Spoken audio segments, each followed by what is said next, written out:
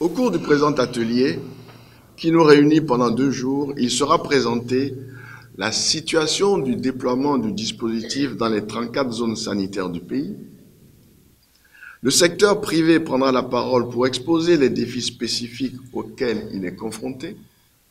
Une place sera faite aux séances d'échange d'expériences avec au centre l'auto-évaluation réalisée par le CNHU sur la sécurité des patients.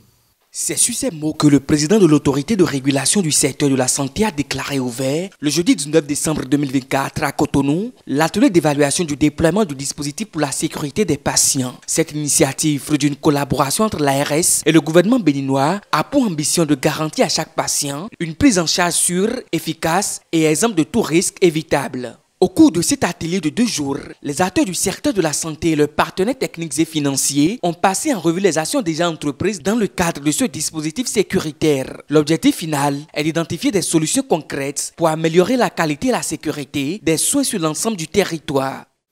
Monsieur le Président de l'ARS, Mesdames et Messieurs, depuis le lancement de ce dispositif, des initiatives ont été entreprises au niveau de certains établissements de santé.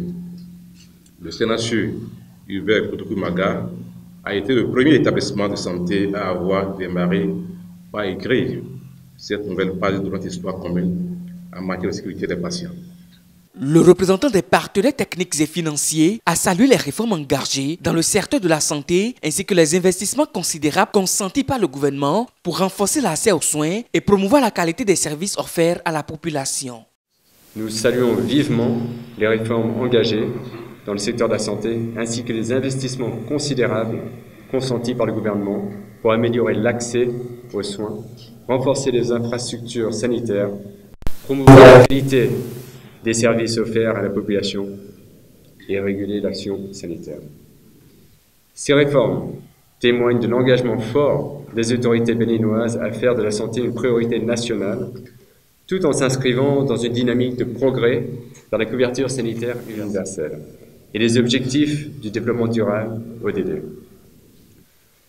En tant que représentant des PTF, et aussi en tant que représentant de l'ambassade des États-Unis d'Amérique, nous reconnaissons et soutenons ces efforts qui tracent la voie vers un système de santé équitable, performant et résilient.